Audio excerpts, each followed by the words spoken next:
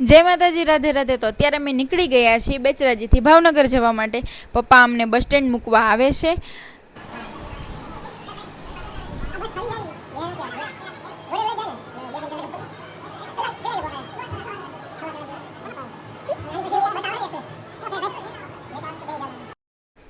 તો અત્યારે પપ્પાએ અને સૂરજે પૂછપરછ બારી ઉપર પૂછ્યું તો ખબર પડી બસ તો અમારી સામે જ હતી. અને અમારા ભાગ્ય ખૂબ સારા હતા કે બસની અંદર જગ્યા અમને મળી ગઈ છે. કારણ કે બેચરાજીથી મહેસાણા જવા માટે પબ્લિક બહુ વધારે હોય છે, સ્ટુડન્ટ ને બધા જતા હોય એટલે બહુ ફૂલ બસ હોય છે. પણ અમારા ભાગ્ય સારા હતા ને એ છે અમારું બેચરાજીનું બસ સ્ટેન્ડ. અને જ્યારે બસ ઉપડી બેચરાજીથી ત્યાં તે બહુ ધીમી ધીમી હાલતી હતી, એટલે કાંઈ લાગતું નહોતું કે અમને ટાઈમે પહોંચાડે. અને થયું પણ એવું. અને અત્યારે લઈ લીધી છે સૂરજે ટિકિટ. બેયની ટિકિટના થયા છે 76 રૂપિયા. અને અમે નીકળી ગયા છીએ મહેસાણા બાજુ. અને આ છે મહેસાણાથી બેચરાજી જવાનો રૂટ.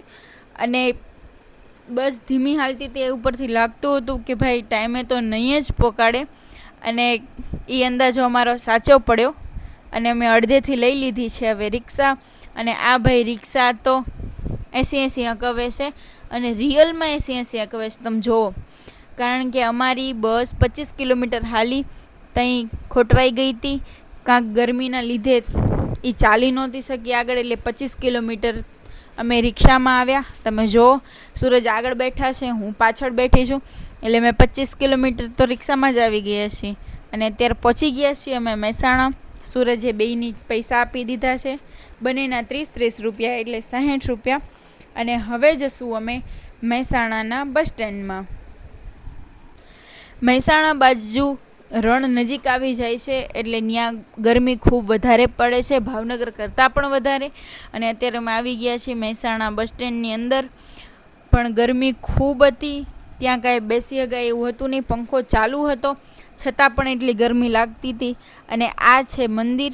અને અત્યારે આવી ગયા છીએ અમે અંદર. પંખો ચાલુ છે પણ કાંઈ અસર થતો નથી. અને મહેસાણા પહોંચીને મેં મમ્મીને કોલ કરી દીધો હતો કે મમ્મી અમે મહેસાણા પહોંચી ગયા છીએ, કેમ કે ઘરેથી નીકળ્યા તો મમ્મીએ કીધું હતું કે પહોંચીને કોલ કરી દેજો. અને તમે જોઈ શકો છો મારા પતિદેવના નખરા. બસ આવી છે ઠેઠ 5:45 અને આવી ગઈ છે. ને જુઓ મારા પતિદેવના નખરા, ખાલી ખોટી હવા કરે છે. અને અત્યારે બેસી ગયા છે અમે બસની અંદર. બસ ખૂબ જ ગરમ હતી આખી. અંદર બાફ પણ એટલો થતો હતો કે બેસી ગયા એમ નહોતું. અમે બે પરસેવો થઈ ગયા હતા.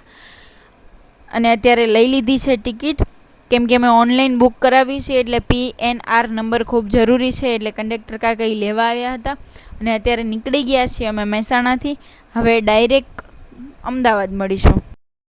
અમદાવાદમાં એન્ટર થઈ ગયા છીએ. અને એન્ટર થતાની સાથે અમે તો સૂઈ ગયા હતા, જાગ્યા હતા. અમારી સામે મેદાન હતું, ત્યાં બધા ક્રિકેટ રમતા હતા. અમને તો લાગે છે કે ટ્રેનિંગનું મેદાન હશે. અને આ તમે જોઈ શકો છો અમદાવાદની ભીડ, અમદાવાદનું ટ્રાફિક. અમે અમદાવાદમાં એન્ટર થયા, અમને અમદાવાદ પહોંચતા 1-1.5 કલાક ઉપર થઈ ગયું હતું. કારણ કે અહીંયા ટ્રાફિક એટલા હદે થાય છે. અને એમાંય તે પાછો શનિવાર હતો, એટલે પબ્લિક થોડુંક વધારે હતું. અને તમે જોઈ શકો છો અમદાવાદનું ટ્રાફિક. અને હવે પહોંચી ગયા છીએ રાણીપ બસ સ્ટેશનમાં. અને આ છે રાણીપનું બસ સ્ટેશન. અને હવે ડાયરેક્ટ બસ ગીતા મંદિરે ઊભી રહેશે. અને અમદાવાદમાં ભીડ હોવાના કારણે, ટ્રાફિક હોવાના કારણે ગીતા મંદિર બસ સ્ટેશન ઉપર બસની પણ એટલી ટ્રાફિક હતી, તમે જોઈ શકો છો. મારે વિડીયો ઉતારવામાં થોડુંક લેટ થઈ ગયું, કારણ કે હું ભૂક્કડ છું, એટલે ખાવામાં લાગી ગઈ હતી એટલે. અને આ છે સાબરમતી નદી. અત્યારે અમે ત્યાં પહોંચ્યા છીએ. અને હવે પછી અમે સૂઈ ગયા હતા. ડાયરેક્ટ અમે હોલ્ટ લીધો, ત્યાં જાગ્યા હતા.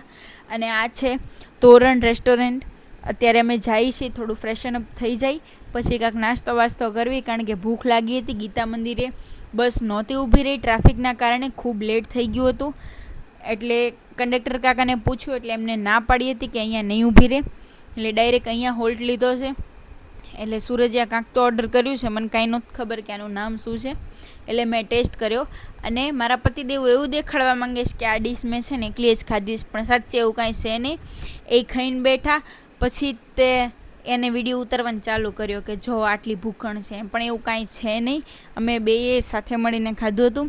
અને એ લેવા ગયા છે વડાપાઉં અને દાબેલી, કારણ કે ભૂખ લાગી હતી. એકે કાંઈ પેટ ભરાય એમ નહોતું, એટલે અમે વડાપાઉં અને દાબેલી મંગાવી અને એ ખાધું. અને પછી લાવ્યા સૂરજ સ્પ્રાઇટ લાવ્યા અને એ પણ પીધી. અને મારું ધ્યાન હતું બસ બાજુ, કારણ કે અમારી બસ ઊભી હતી, એની આગળ એક બીજી બસ આવીને ઊભી રહી ગઈ હતી, એટલે વહી જાય એટલે કાંઈ દેખાય એમ નહોતું. પછી સૂરજે કીધું ચાલ આપણે મેંગો ડોલી ખાઈએ, અમારી ફેવરેટ છે મેંગો ડોલી.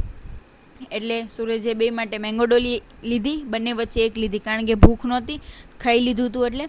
અને હવે આવી ગયા છીએ પાછા અમે બસમાં. ખાઈ પીને પેટ ફૂલ થઈ ગયું છે, તો હવે ડાયરેક્ટ જાગીશું ભાવનગર. અને અત્યારે અમે પહોંચી ગયા છીએ RTO સર્કલ. જો તમને અમારો આજનો મિની વ્લોગ ગમ્યો હોય તો અમારી ચેનલને લાઇક, શેર, સબસ્ક્રાઈબ કરો. રાધે રાધે.